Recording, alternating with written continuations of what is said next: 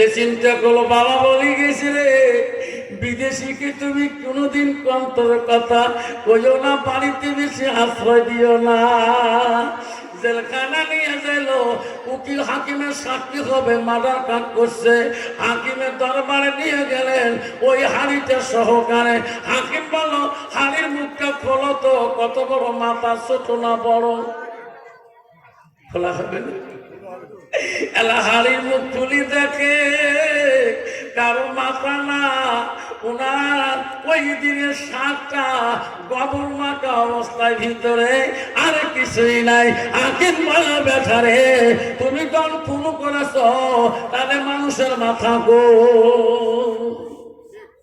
মহারাজ, আমি তো খুন করি নাই, কারণ সাতটা কার, এটা আমার ঘাস সাপ।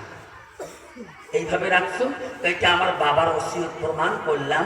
বাবা যে কথা বলে গেছিলেন আজ সত্যই প্রমাণ হয়ে গেলেন যে বিবিগণকে, নিজের স্ত্রীগণকে এমন গোপন কথা রসুল বাধা করছে, বলা যাবে না, এটা প্রমাণ হলো। জজ বলল, বাবা তোমার ব্রেনটা আমার ব্রেন খুলে গেল, তুমি যাও, তুমি চলিয়ে যাও। বিশ্বনবী রাসূলুল্লাহ যখন থাপ্পড় খেয়ে গা খেয়ে খেজুর নিয়ে আসছিলেন, ওনার বেটির যদি বলে, নাতির যদি বলে, আমি শরীরে আঘাত খেয়ে আমি খেজুর আনছি, খেজুর নাতি খাবে? কোনদিনও খাবে না।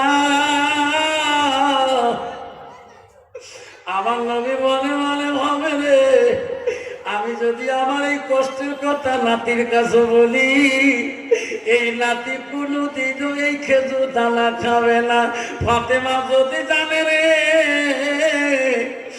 এই খেজুর দানা, আমার আব্বা খেজুর দানা বেটাকে খাইতে দিবে না। নবী এমন রহমতুল্লিল আলামিন এমন ভাবে নাতির কাছে বেটির কাছে গেল, কেউ যখন বুঝতে পারে না রাসূলুল্লাহ আঘাত খেয়ে এই খেজুর দানা নিয়েছে।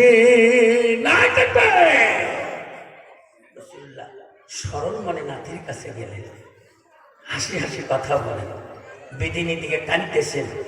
বিবি বলছে, স্বামী গো, আপনি অট্টালিকার মালিক, কি পাপ করছেন আমার তুমি বলো। তখন বলছি, বিবি রে, যে পাপটা করেছি বলবো তোমার, খুলি বলবো। আমার শীতালের ত্যাগী তরবারটা তুমি নিয়ে আসো। তরবার কেন? বিবি রে, আমার তরবার লাগবে, আমি যে পাপটা করছি না, তরবারটা সাক্ষী রাখবো। আগের বাসা আমাদের তরবার ছিল গো সঙ্গে। বিবি মনে করলো, ঠিক আছে তরবার টানি দেই। সাদা বলে বিবি তরবার টানে দিল, হাতের মধ্যে নিয়ে নিলেন। বিবি গো, এই তোমাকে সাক্ষী রাখি বলতেছি, আমি আগে যদি জানতাম উনি মুহাম্মদুর রাসূলুল্লাহ, আমি এই হাতটা দিয়ে কোনোদিনও নবীর গায়ে আঘাত দিতাম না।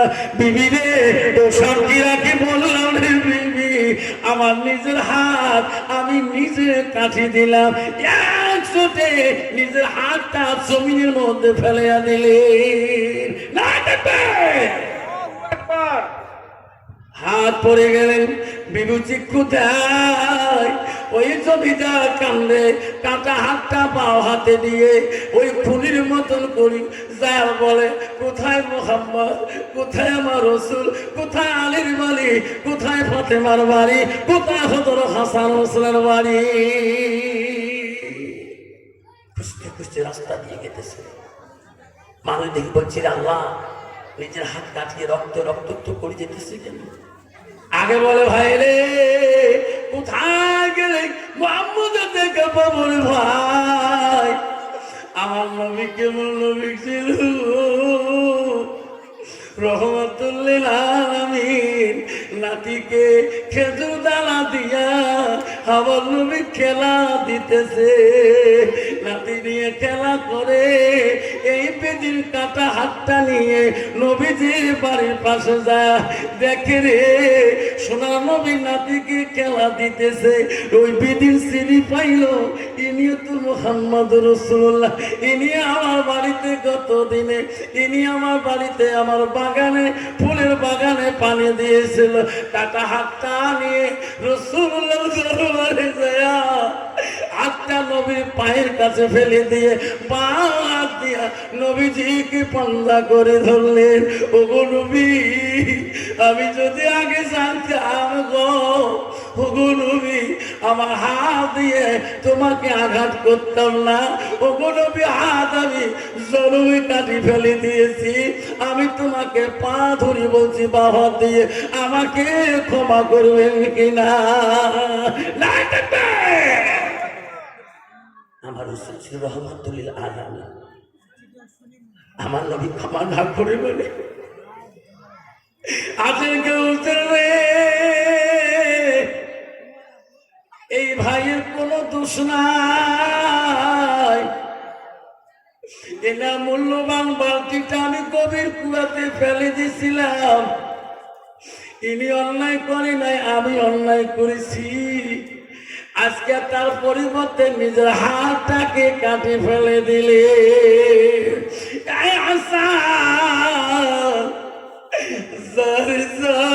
ঘরে থেকে একটা কাপড়ের টুকরা নিয়ে আস। দুনো ভাই একটা কাপড়ের টুকরা নিয়ে আসুন, নবীজির হাতে তুলে দিলেন। নবীজি হাতটাকে আবার জোড়া লাগিয়ে দিয়ে বাউল দিয়া আমার রাসূলুল্লাহ ফুক মুবারক বিসমিল্লাহ বলে যখনই ফুক দিলেন, হাত খোলার সাথে সাথে দেখে আগে যেমন হাত ছিল গো, অমনি আল্লাহ বানিয়ে দিয়েছে।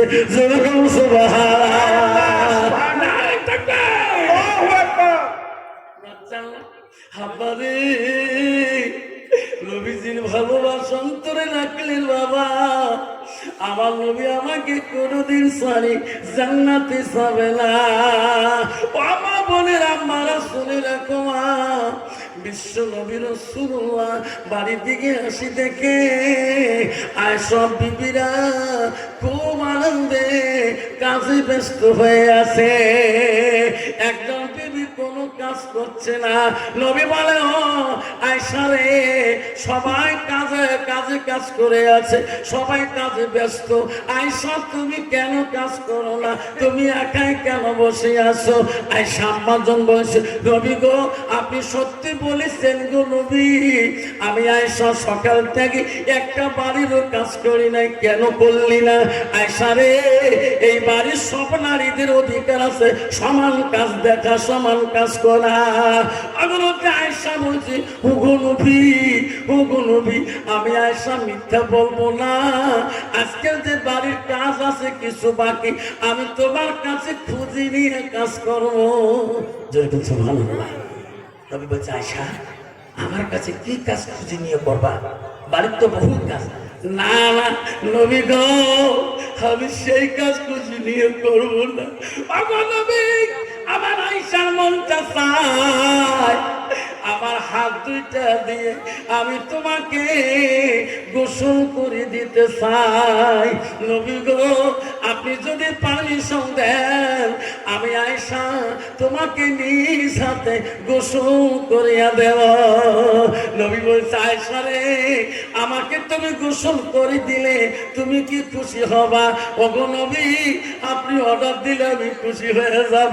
আপনার পারমিশন ছাড়া আমি তোমাকে গোসল করে নিতে পারি না। বর্তমান যুগের নারী স্বামীর কাজ কাম থেকে বাড়ি ফিরলে কোনোদিন স্বামীকে বলে, ও রহিমের আব্বা একটু বসেন, আমি তোমাকে বাথরুমে গোসলটা করি দেই, গার ময়লাগুলো তুলি দেই? কোনোদিন বলবে গো? বলে? বলা আমার আশ্রম যদি কালে ভালে কোনোদিন কল ঠাসি চাও, ওরে বাবা, কলে কেবল 3 ঠাসে ফালি যাবে। এরকম ঠিক না? ঠিক।